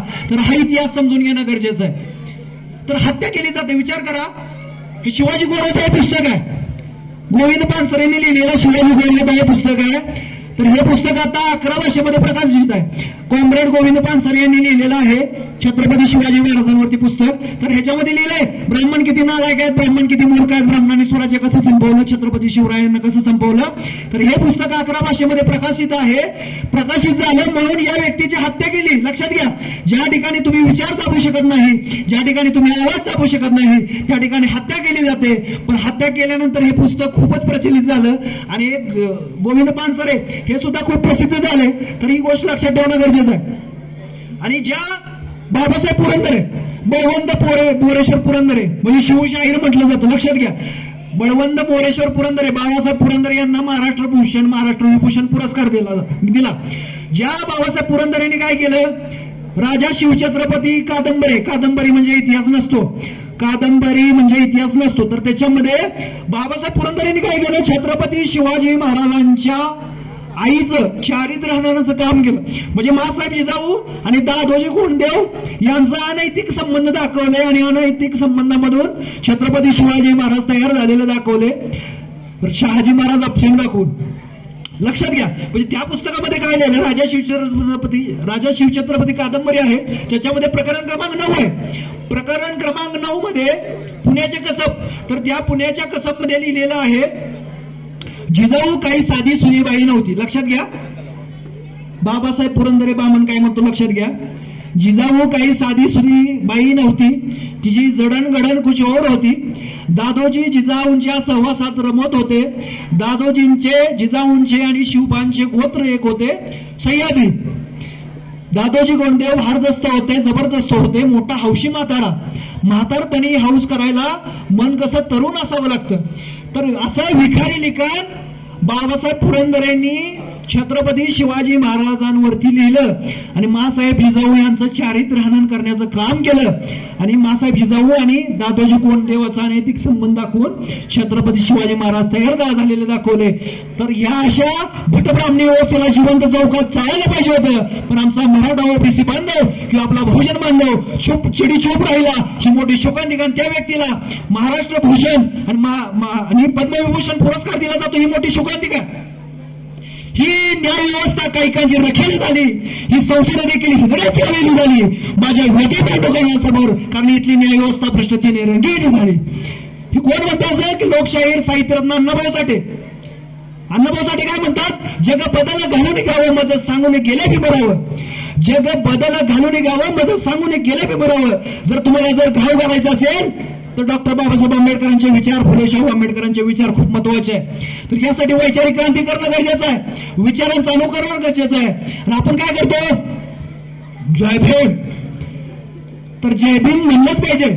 जय भीम हा क्रांतीचा नारा आहे, जय भीम हा समतेचा इशारा आहे, जय भीम हा प्रेरणेचा नारा आहे, जय भीम हा ऊर्जेचा नारा आहे.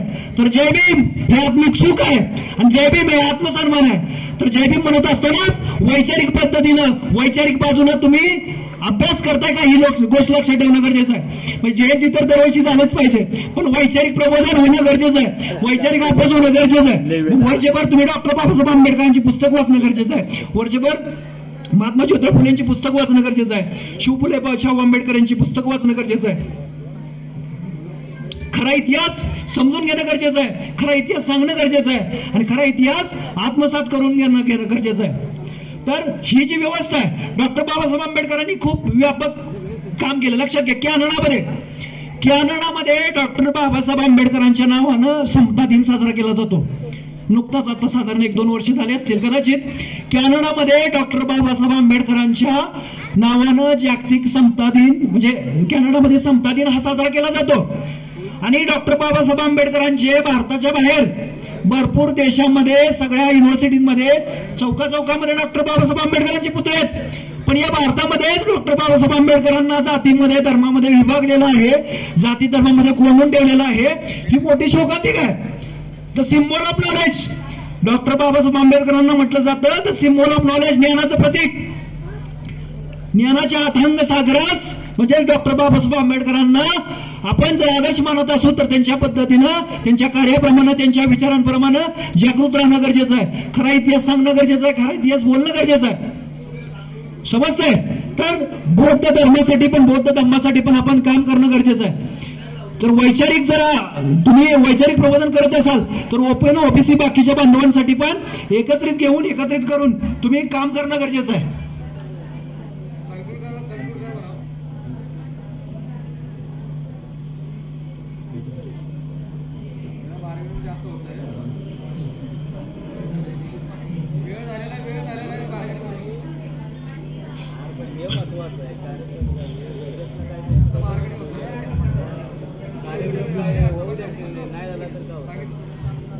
डॉक्टर बाबासाहेब आंबेडकर यांच्या जयंतीनिमित्त बोलत असताना आपण सर्वांनीच ऐकून घेतलं. मला फक्त एवढंच म्हणायचं आहे की डॉक्टर बाबासाहेब आंबेडकर आपण डोक्यावरती घेतो तर डोक्यामध्ये घेणं गरजेचं आहे. शाळेतला अभ्यास असतो, बऱ्याच गोष्टी असतात, भाकरीचा चंद्र मोठा आहे, संसार प्रपंच सगळ्या गोष्टी असतात, पण तरीही वैचारिक अभ्यास वाचन होणं गरजेचं आहे. डॉक्टर बाबासाहेब आंबेडकरांच्या विचारांचं, फुले शाहू आंबेडकरी विचारांचं अनुकरण करणं गरजेचं आहे. वाचनालय पाहिजे प्रत्येक गावामध्ये. जे कुठलं गाव असेल तुमच्या गावामध्ये वाचनालय नसेल तर वाचनालय चालू करा. आणि पुरोगामी, सत्यशोधक, परिवर्तनवादी, विद्रोही आणि फुले शाहू आंबेडकरी विचारधारेची पुस्तकं ठेवा. डॉक्टर बाबासाहेब आंबेडकर काय म्हणतात, तुमचा जर मनावरती, मेंदूवरती, मनगटावरती विश्वास असेल तर कुठल्या देवापुढे, दगडापुढे झुकायची गरज नाही. मन, मेंदू, मनगटावरती विश्वास ठेवा. सगळ्या गोष्टी शक्य आहेत. बरोबर आहे? जास्त सर्वांचा वेळ घेत नाही. सर्वांनी या ठिकाणी ऐकलं, सहन करून घेतलं, त्याबद्दल मी सर्वांचा आभारी आहे. शेवटी मी ही घोषणा देतो, सगळ्यांनी फक्त शेवट मागं माझ्या घोषणा द्यायच्यात. बोधिसत्व डॉक्टर बाबासाहेब आंबेडकरांचा, छत्रपती शिवाजी महाराजांचा, महात्मा ज्योतिराव फुले यांचा, क्रांती ज्योती सावित्रीबाई फुले यांचा, त्यागमूर्ती रमाबाई आंबेडकरांचा, सम्राट अशोकांचा, संत गाडगे महाराजांचा, संत तुकाराम महाराजांचा, लोकशाहीर साहित्यरत्न अण्णाभाऊ साठेंचा, भारतीय संविधानाचा. जय भारत. Thank you so much. धन्यवाद.